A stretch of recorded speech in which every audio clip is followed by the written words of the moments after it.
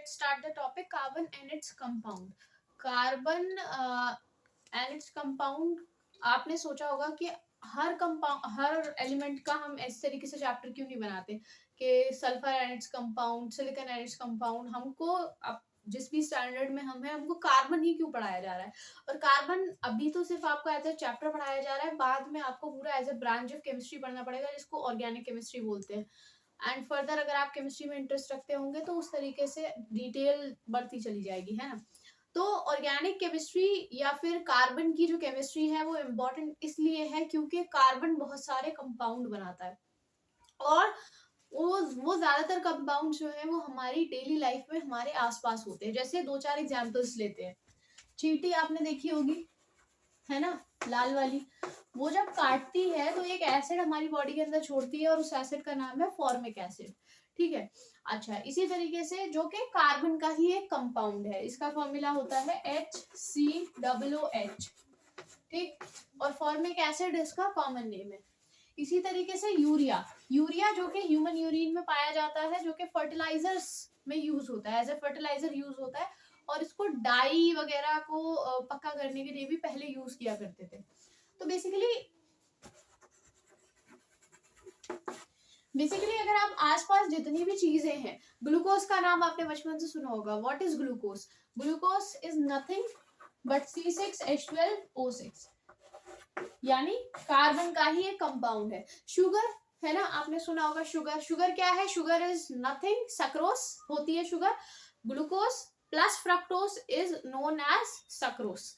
ठीक है.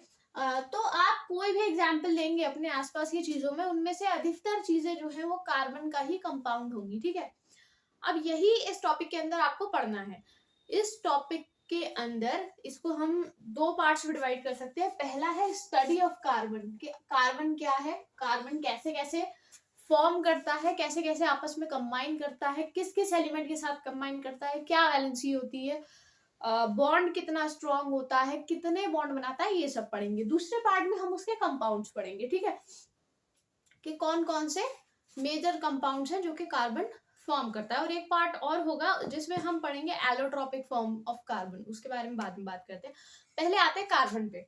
तो देखिए, कार्बन की जो सबसे पहली प्रॉपर्टी है वो ये है कि कार्बन होता है टेट्रावैलेंट. कैसा होता है? टेट्रावैलेंट. टेट्रावैलेंसी का मतलब है, टेट्रा शब्द का मतलब होता है चार, वैलेंट का मतलब होता है इसकी वैलेंसी है चार. सिंपल बात है. इसका जो आउटर मोस्ट शेल है उसके अंदर 4 इलेक्ट्रॉन्स है. अब देखिए, कार्बन का जो एटॉमिक नंबर है वो है आपका 6. आप देख सकते हैं in the periodic table atomic number है 6. 6 को डिवाइड कीजिए तो पहला जो न्यूक्लियस के बाहर वाला पहला जो शेल होगा उसमें 2 इलेक्ट्रॉन और 2 के बाद वाले में 4 इलेक्ट्रॉन. तो बेसिकली इसके वैलेंस शेल में 4 इलेक्ट्रॉन है. सिंपल फॉर्म में बात समझ में आ गई. और यहाँ पे है इसका न्यूक्लियस. ठीक है. तो न्यूक्लियस के अराउंड 2 इलेक्ट्रॉन अंदर वाले शेल में है और 4 इलेक्ट्रॉन बाहर वाले शेल में है. तो ये बेसिकली इसकी वैलेंसी है 4. इसको बोलते हैं टेट्रा वैलेंट होना या टेट्रा वैलेंसी, पहली प्रॉपर्टी.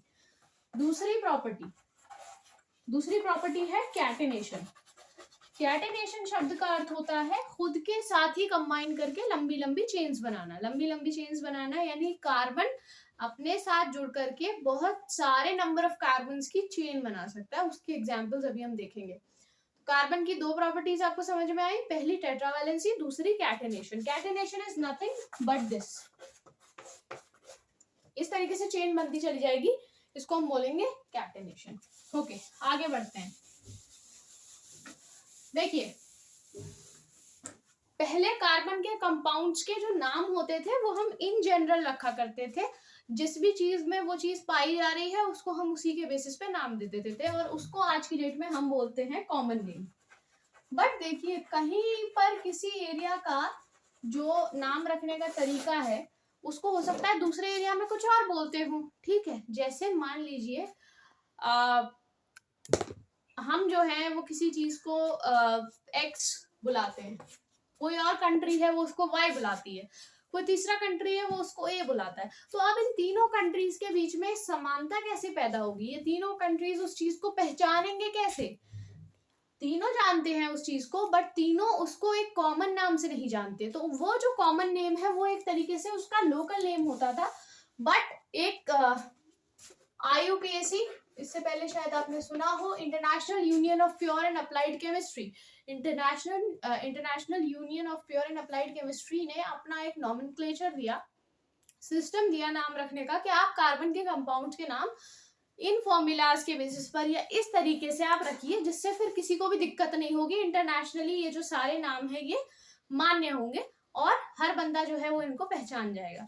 तो आज के डेट में जो पुराने नाम थे उनको हम बोलते हैं कॉमन नेम, और अब जो नया नाम आ गया है उसको हम बोलते हैं IUPAC वाला नेम उसका। ठीक है, चलिए तो अब बात करते हैं कि IUPAC के अंदर नाम रखे कैसे जाते हैं, हम कैसे रखेंगे IUPAC के अंदर नाम। तो देखिए सिंपल है बहुत, मैं इसको जल्दी जल्दी कवर कर रही हूँ, आप इसको एक रिवीजन लेक्चर के तौर पे समझ लीजिए। अगर आपको डिटेल में पढ़ना है या इस टॉपिक से भी आप बहुत कुछ हासिल करना चाहते हैं तो बस यही है कि सामने बुक रखिए और टॉपिक वाइज चलते चले जाइए। ठीक है, और जो सेक्शन एक्सरसाइज या सेक्शन क्वेश्चन आ रहे हैं वीडियो पॉज करके उसको हाथ याद कर लीजिए। ठीक है, तो मान लीजिए किसी चीज के अंदर नंबर ऑफ कार्बन जो है वो 1 है, एक कार्बन है, तो एक कार्बन वाली चीज को हम बोलेंगे मेथ।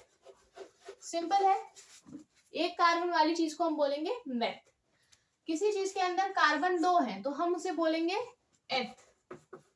कार्बन 3 है प्रोप, कार्बन 4 है ब्यूट, कार्बन 5 है पेंट। और इसके बाद में ज्योमेट्री के अंदर जिस तरीके से 6 के लिए हेक्स, 7 के लिए हेप्ट, 8 के लिए ऑक्ट, 9 के लिए नॉन और 10 के लिए डैक यूज करते हैं, उसी तरीके से आप आगे यूज करते चले जाएंगे। इसमें कोई इतना कंफ्यूजिंग बात है नहीं। ठीक है, अच्छा दूसरी चीज होती है, एक तो नंबर ऑफ कार्बन के बेसिस पे हम नाम रखते हैं, दूसरी जो चीज है जो कि नाम में हमको ऐड करनी होती है वो है एक सफिक्स, जो कि नंबर ऑफ बॉन्ड्स के बेसिस पे हम ऐड करते हैं। मान लीजिए कार्बन और कार्बन के बीच में एक ही बॉन्ड है, ठीक है, यानी कि एक इलेक्ट्रॉन ये शेयर कर रहा है, एक इलेक्ट्रॉन ये शेयर कर रहा है, एक बॉन्ड बन रहा है, तो एक बॉन्ड बनने वाले कार्बन्स को हम बोलते हैं एल्केन्स, और इनके नाम के आगे हम जो सफिक्स ऐड करते हैं वो है एन। ठीक है, जैसे कि मान लीजिए एक कार्बन है तो बॉन्ड बन ही नहीं सकता है ना, तो इसको हम दो कार्बन वाले की बात करते हैं। जैसे यही वाला एग्जांपल लेते हैं, मान लीजिए दो कार्बन है, ईथ बताया था मैंने, दो कार्बन है ईथ, और सफिक्स आपको ऐड करना है एन, तो ईथ के आगे आपने जोड़ दिया एन। ठीक है, ये हो गया आपका सिंगल बॉन्ड का। सिंगल बॉन्ड को एल्केन बोलते हैं और इसके लिए आप एन एंड में जोड़ देंगे। दो कार्बन है तो एथेन, इथेन। ठीक है, तीन कार्बन है तो प्रोपेन, चार कार्बन है तो ब्यूटेन। इसी तरीके से आपका methane, ethane, propane, butane, pentane, hexane, heptane, octane, nonane, decane. ठीक है, इस तरीके से। अच्छा मान लीजिए कार्बन कार्बन के बीच में सिंगल बॉन्ड नहीं है, डबल बॉन्ड है। ठीक है, यहाँ पर सिंगल बॉन्ड नहीं है, क्या है, डबल बॉन्ड है। डबल बॉन्ड मतलब एक इलेक्ट्रॉन, दो इलेक्ट्रॉन्स ये शेयर कर रहा है, दो इलेक्ट्रॉन्स ये शेयर कर रहा है, डबल बॉन्ड बन रहा है। अब ये जो डबल बॉन्ड है इसमें हम इसको, इस वाली फैमिली को बोलते हैं अल्कीन। क्या बोलते हैं, अल्कीन।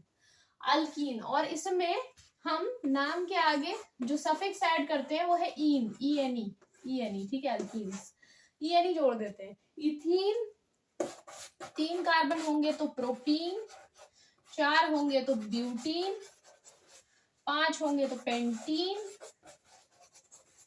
Hexene, हेप्टीन, octane, नॉनीन, डेकीन। ठीक है, तो ये हो गया। इसके बाद देखिए, अगर मान लीजिए कि तीन कार्बन दो कार्बन है और डबल बॉन्ड की जगह ट्रिपल बॉन्ड लगा हुआ है, यानी एक बॉन्ड और लगा हुआ है, ट्रिपल बॉन्ड है, तो क्या नाम रखेंगे, तो सिंपली दो कार्बन है तो एथ, और इस वाली फैमिली को बोलते हैं अल्काइन, तो क्या सफिक्स जुड़ेगा, आइन, YN, इथाइन। इथाइन अगर लिखा हुआ है तो मतलब CC triple bond, ethyne, propyne, butyne, pentyne, hexyne, heptyne, इसी तरीके से बढ़ता चला जाएगा। ठीक है, तो बेसिकली बॉन्ड के बेसिस पे हम क्लासिफिकेशन ऐसे करते हैं। ये आपका IUPAC नॉमेनक्लेचर है, बिल्कुल बेसिक वाला। अच्छा, अब इसमें होते हैं कुछ फंक्शनल ग्रुप्स। फंक्शनल ग्रुप समझते हैं? फंक्शनल ग्रुप वो चीज है जिसके जुड़ने भर से आपका जो कंपाउंड है उसकी प्रॉपर्टी हो जाएंगी चेंज। ठीक है, जैसे पहला फंक्शनल ग्रुप है अल्कोहल। अल्कोहल, अल्कोहल का जो फंक्शनल ग्रुप का जो फॉर्मूला है वो है OH। किसी भी चीज के एंड में अगर OH जुड़ा हुआ है, कार्बन चेन के एंड में OH जुड़ा हुआ है, तो वो जो कंपाउंड है वो कहलाएगा एक अल्कोहल। जैसे कि methanol, ethanol, propanol, butanol, pentanol, hexanol, heptanol, heptanol, octanol और आपका नॉनेनॉल एंड डेकेनॉल। ठीक है, तो इसमें मिथेनॉल में बना के दिखाती हूँ, देखो C और सिंगल बॉन्ड OH। ठीक है, तो ये जो है ये आपका कहलाएगा अल्कोहल। पहला फंक्शनल ग्रुप हो गया अल्कोहल। दूसरा होता है कार्बोक्सिलिक एसिड। कार्बोक्सिलिक एसिड, आपने फॉर्मिक एसिड का नाम सुना होगा, चींटियों के डंक से निकलने वाला एसिड, फॉर्मिक एसिड। इसके अलावा और भी बहुत सारे एसिड होते हैं। एसिटिक एसिड जो कि सिरके वाला एसिड होता है, सिरके वाली प्याज हम लोग खाते हैं वो वाला एसिड। सिरका चाउमीन में डालते हैं, जामुन का सिरका, सेब का सिरका, एवरीथिंग, उस सब में होता है आपका एसिटिक एसिड। और आपका लेमन के अंदर होता है सिट्रिक एसिड। तो ये सारे एसिड्स के अलग अलग फॉर्मूलाज होते हैं। कार्बोक्सिलिक एसिड का जो ग्रुप, फंक्शनल ग्रुप का जो हम लास्ट में चेन में ऐड करते हैं वो है COOH। और जैसे फॉर्मिक एसिड है, मिथेनोइक एसिड, तो एक कार्बन वाला जो है, सॉरी, एक कार्बन वाला जो है उसको हम इस तरीके से, ये इसका फॉर्मूला है, ये फॉर्मिक एसिड है, ये मिथेनोइक एसिड है। ठीक है, तो आपका फंक्शनल ग्रुप हो गया कार्बोक्सिलिक एसिड। तीसरा है अल्डिहाइड। अल्डिहाइड क्या होता है भैया? अल्डिहाइड CHO फंक्शनल ग्रुप होता है। ठीक है, और अल्डिहाइड का जो हम नाम रखते हैं वो रखते हैं अल, मिथेनल, मिथेनल, दूसरा है sorry ethanal, propanal, butanal, pentanal, hexanal, heptanal and octanal, nonanal and decanal. Al end करना है आपको, अल लास्ट में ऐड करना है, CHO ग्रुप होगा। अभी और डिटेल में देखेंगे, समझ में आ जाएगा। देखिए, चौथा फंक्शनल ग्रुप, 4 फंक्शनल ग्रुप अभी हम पढ़ेंगे, 4 ही इंपॉर्टेंट है। ठीक है, इससे ज्यादा इंपॉर्टेंट है भी नहीं। तो आपका जो चौथा फंक्शनल ग्रुप है, अल्कोहल हो गया, कार्बोक्सिलिक एसिड हो गया, अल्डिहाइड हो गया, और क्या है, एक सेकेंड चेक कर लेते हैं। चौथा इंपॉर्टेंट फंक्शनल ग्रुप है कीटोन। कीटोन जो है वो कार्बन से डबल बॉन्ड O अटैच्ड होता है, और इधर आपकी चेन होती है, इधर आपकी चेन होती है। इसके लिए जो हम सफिक्स यूज करते हैं वो है ओन। ठीक है, ONE, ओन। ठीक है, अच्छा, अब देखो कुछ और हमारे इम्पोर्टेंट फंक्शनल ग्रुप्स हैं इसके अलावा। ये 4 तो बहुत इंपॉर्टेंट है ही, इसको तो आपको याद रखना है, बिल्कुल भूलना नहीं है कि किस में क्या चीज अटैच्ड है, कौन सा सफिक्स आपको ऐड करना है। इसके अंदर देखो, ईथर, ईथर जिसमें ROR होता है। ठीक है, यानी बीच में ROR, R-OR, यानी इधर भी कार्बन चेन है, इधर भी कार्बन चेन है, बीच में एक ऑक्सीजन ग्रुप अटैच्ड है, इसको हम बोलते हैं ईथर। और ईथर के लिए जो हम सफिक्स यूज करते हैं वो होता है आपका अल्कोक्सी, अल्कोक्सी ईथर। ठीक है, लास्ट में आप ईथर लगाएंगे, alkoxy alkane, alkoxy methane, alkoxy जो भी होगा, मतलब मिथॉक्सी इथॉक्सी प्रोपेन या समथिंग लाइक दैट। अभी उसके एग्जांपल्स कंसीडर करेंगे। ईस्टर, ईस्टर क्या होता है कि आपका ऑक्सीजन एक तरफ अटैच है और आपका R चेन अटैच है, तो इसको हम बोलते हैं ईस्टर। ईस्टर के लिए जो आप यूज करेंगे वो है अल्काइल OH। ठीक है, अल्काइल OH। ठीक है, एक सेकेंड थोड़ी सी गड़बड़ हो गई पिछले वाले उसमें लिखने में। ईस्टर का जो जनरल फॉर्मूला है वो है कार्बन, डबल बॉन्ड ऑक्सीजन और डबल बॉन्ड OR-। ठीक है, ये इसका जनरल फॉर्मूला है, और इसके लिए जो हम यूज करते हैं सफिक्स वो है अल्काइल OH। ठीक है, आगे बढ़ते हैं हलाइड्स। जैसे कि कार्बन के साथ आपने क्लोरीन ऐड कर दिया, CCl, तो ये हो गया कार्बन क्लोराइड, है ना। इसी तरीके से आपने फ्लोरीन ऐड कर दिया, ब्रोमीन ऐड कर दिया, आयोडीन ऐड कर दिया, इन चारों में से कुछ भी आपने अटैच किया तो वो कहलाएगा हैलाइड, ठीक है, उसके ठीक है, इसको हम बोलते हैं क्लोरोकार्बन, फ्लोरोकार्बन, ब्रोमोकार्बन या आयोडोकार्बन, ठीक है। और एक ग्रुप आपका रह गया साइनाइड, जिसके लिए हम सफिक्स यूज करते हैं नाइट्राइल, ठीक है, NiTiRIL, नाइट्राइल। तो CN साइनाइड ग्रुप के लिए हम यूज करते हैं। ये आपका हो गया फंक्शनल ग्रुप्स।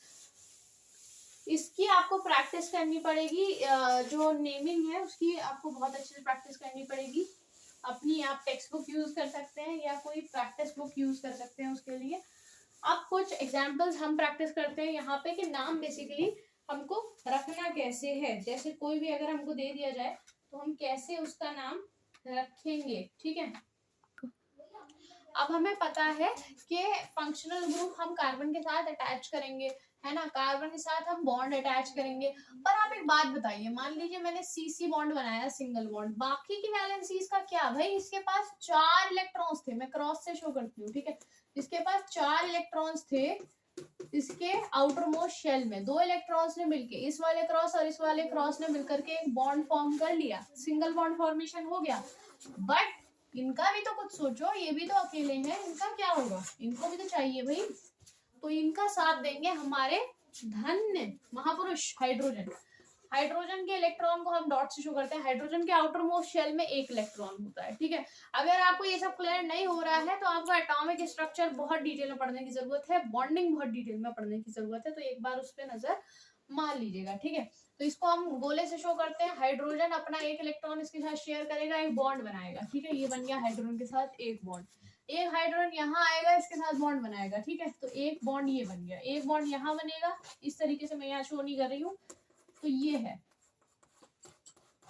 ये बन गया आपका C2H6। इसको बोलते हैं कंडेंस्ड फॉर्मूला। सारे कार्बन्स को एक जगह करके इकट्ठा करके नंबर लिख दिया उनका, सारे हाइड्रोजन को इकट्ठा करके एक जगह नंबर लिख दिया, कंडेंस्ड फॉर्मूला हो गया, ठीक है। अब ये बॉन्ड शो करने वाला फॉर्मूला है और ये इलेक्ट्रॉन डॉट स्ट्रक्चर है, ठीक है।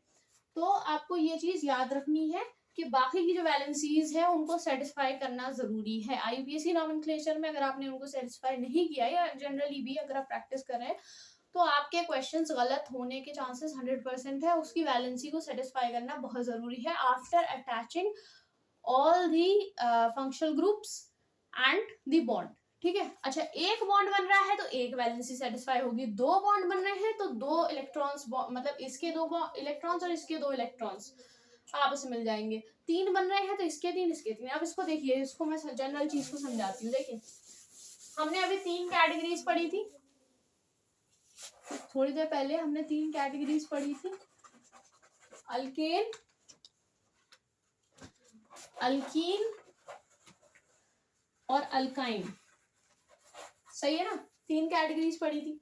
अब देखो, अल्केन में C सिंगल बॉन्ड फॉर्म करता है अपने साथ वाले के साथ, ठीक है। तो मान लीजिए C का जो भी नंबर होगा, CN मान लेते हैं, कितने नंबर ऑफ कार्बन है? N नंबर ऑफ कार्बन है। तो हाइड्रोजन कितना होगा, इसका कोई हमारे पास फॉर्मूला होना चाहिए ना। फट से हम इसमें पुट कर देंगे, अच्छा इतने हाइड्रोजन होंगे, अगर इतने कार्बन है तो इतने हाइड्रोजन चाहिए हमको, अगर सिंगल बॉन्ड बन रहा है। तो इसका जनरल फॉर्मूला है CnH2n+2, ठीक है। जितने भी कार्बन है उसमें आप यहाँ पे पुट कर दीजिए n की जगह। तो ये आपने 2 रख दिया, 2 से मल्टीप्लाई किया, 2 ऐड किया, ये आ गया 4 + 2 यानी के 6। यानी कि इसके पास कितने कार्बन होंगे, सॉरी कितने हाइड्रोजन होंगे? 6 होंगे। अब बना के देख लेते हैं, एक वैलेंसी सेटिस्फाई हो गई, 3 बॉन्ड यहाँ बनेंगे हाइड्रोजन के साथ, 3 बॉन्ड यहाँ बनेंगे हाइड्रोजन के साथ, 6 हो गए, 6 हाइड्रोजन आ गए। बना लो यहाँ पे H H H H H H, यानी कि क्या बन गया फॉर्मूला? C2H6। आप ये जनरल फॉर्मूला किसी भी कितने भी नंबर ऑफ कार्बन के लिए ट्राई कर सकते हैं। जैसे आप अभी हाथ के हाथ वीडियो पॉज करो, C3 C4 C5 सबके लिए ट्राई कर लो 10 तक कम से कम। जैसे मान लीजिए 3 कार्बन है मेरे पास, तो हाइड्रोजन कितनी होंगी? 3 × 2 + 2, 6 + 2 यानी कि C3H8। ये आ गया आपका प्रोपेन का फॉर्मूला। बहुत आसान है निकालना, कोई दिक्कत नहीं है, ठीक है। आगे बढ़ते हैं।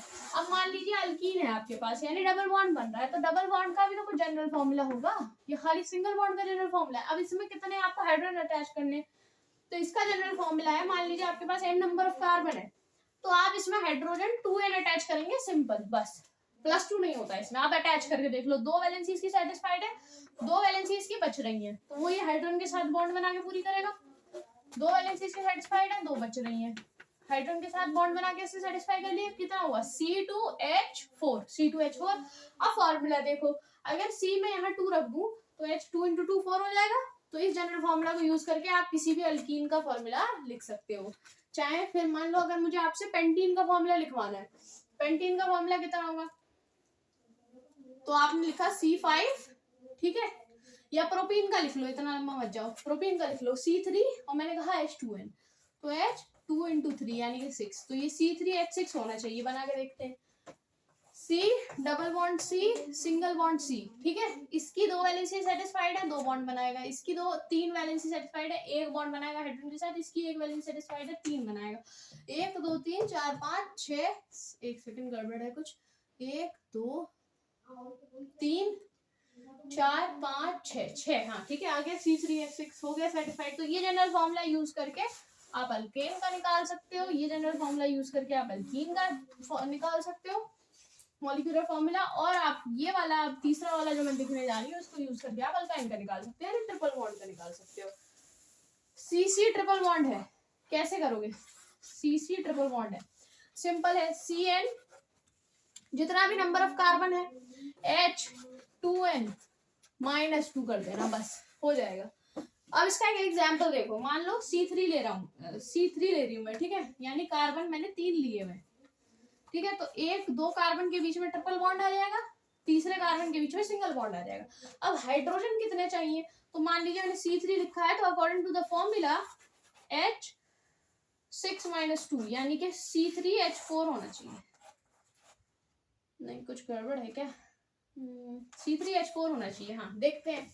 देखिए इसकी 3 वैलेंसी सेटिस्फाइड है, 1 बॉन्ड, इसकी 1 2 3 4 वैलेंसी सेटिस्फाइड है, इसको एक भी बॉन्ड बनाने की फर्दर जरूरत नहीं है हाइड्रोजन के साथ। इसकी देखो तीसरे वाले की, इस बेचारे की एक ही सेटिस्फाइड है, 3 बॉन्ड और बनाएगा ये, तो 1 2 3 4 C3H4, ठीक है। जनरल फॉर्मूला से आप किसी भी इस तरीके से आप निकाल सकते हो कितने भी नंबर ऑफ कार्बन के लिए कि उसका फॉर्मूला मॉलिक्यूलर फॉर्मूला क्या होगा। आसान काम है, कोई मुश्किल काम नहीं है, ठीक है, आगे बढ़ते हैं। चलिए अब मैं आपसे एक बात और करना चाहती हूँ, इसके बाद इस वीडियो को समाप्त करेंगे और फिर अगले वाली वीडियो में हम थोड़े इससे डिफिकल्ट चीजों के बारे में बात करेंगे। ये तो बेसिक हो गया, ठीक है।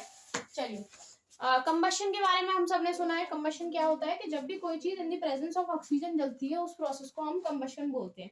जितने भी कोल एंड पेट्रोलियम वाले प्रोडक्ट्स हैं वो सारे जो हैं वो बेसिकली क्या होती है, कार्बन होती है। लकड़ी, कोयला सब कार्बन है, अलग अलग फॉर्मूलाज हैं।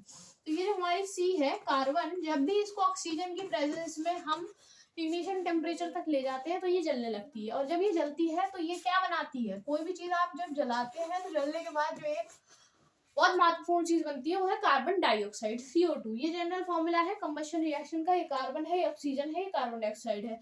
लेकिन इसके साथ साथ और क्या रिलीज होता है, मान लीजिए एक पेपर ले लेती हूँ मैं और उसमें आग लगाती हूँ, ठीक है। ये कमरे की लाइट्स बुझा करके एक पेपर ले लेते हैं और उसमें आग लगाते हैं। आग लगाने से सबसे पहली चीज तो कार्बन डाइऑक्साइड गैस रिलीज होगी यहाँ पे। दूसरी चीज क्या रिलीज होगी, गर्माई, ठीक है, गर्माहट रिलीज होगी। तो हम लिख देते हैं यहाँ पे प्लस हीट। और एक और चीज रिलीज होगी, अगर इस कमरे की लाइट्स ऑफ है तो हम देख पाएंगे कि इस कमरे में उस पेपर के जलने से रोशनी हो जाएगी। तो तीसरी चीज क्या रिलीज हो रही है, वो है लाइट।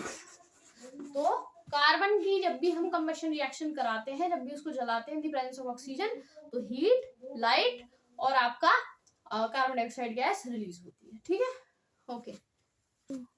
ओके अब आगे बढ़ते हैं। देखिए अगर ये तो बात हुई कार्बन की, यानी प्योर कार्बन आपने ले लिया और उसमें आप आग लगा रहे हैं। अब हम दूसरा एग्जांपल लेते हैं हाइड्रोकार्बन का। अब आप कहेंगे भैया ये हाइड्रोकार्बन क्या है, ये हाइड्रोकार्बन वही है जिसकी बात हम इतनी देर से कर रहे थे। C1H CnH2n + 2 CnH2n CnH2n - 2, ये सारे ही हाइड्रोकार्बन होते हैं। अब इस हाइड्रोकार्बन में हमने ले लिया, इसको बोलते हैं मीथेन, ठीक है। मीथेन, मीथेन क्यों, एक कार्बन है सिंगल बॉन्ड बना रहा है, मीथेन, ठीक है।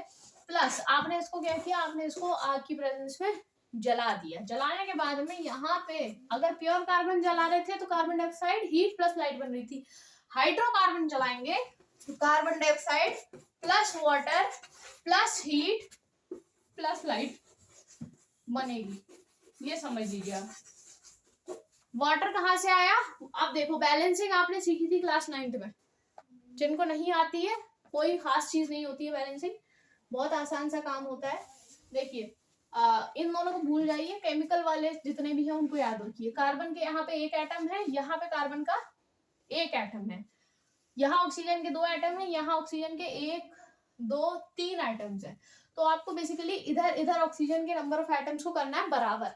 हाइड्रोजन के इधर 4 है, इधर 2 है, तो हाइड्रोजन में अगर मैं यहाँ पे 2 लगा दूं तो 2 2 जा 4 हो जाएगा, हाइड्रोजन हो गया बैलेंस। अब देखो ऑक्सीजन यहाँ पे 1 है, लेकिन जैसे ही यहाँ पे 2 लग गया तो ये ऑक्सीजन के 2 एटम्स हो गए। अब ऑक्सीजन के यहाँ पे 2 और 2 हो गए 4, अगर मैं यहाँ 2 लगा दूं तो ऑक्सीजन के भी 4 हो गए, इक्वेशन बैलेंस। बैलेंसिंग में कोई ऐसी कलाकारी नहीं है। अगर आपको फिर भी समझ में नहीं आया कमेंट्स में लिख दीजिएगा, एक वीडियो और बना लेंगे बैलेंसिंग पर, बहुत मजा आता है, एक बार आप सीख जाए उसके बाद, ठीक है। तो जब भी आप किसी हाइड्रोकार्बन को जलाते हैं, in the presence of oxygen carbon dioxide बनती है, वाटर बनता है, हीट बनती है, लाइट बनती है, ये आपको रखना है याद। इसके साथ हम करते हैं इसको समाप्त, और अगले वीडियो में आप तैयार होकर रखे आइएगा, क्योंकि हम थोड़े और डिफिकल्ट कॉन्सेप्ट्स की तरफ बढ़ेंगे, जैसे कि एलोट्रॉपी और कुछ इंपॉर्टेंट कंपाउंड ऑफ कार्बन, ठीक है। आईयूपीएसी नॉमेनक्लेचर बेसिक बेसिक आपने सीख लिया है, इसको लेकर के बेसिक क्वेश्चंस किसी भी बुक से आप लगा सकते हैं, तो कोशिश कीजिए उनको करने की, और जो समझ में नहीं आया कमेंट्स में बता दीजिए ताकि हम उसको दोबारा से रिकंसीडर कर लें। Thank you for watching this video, we will catch up in the next video.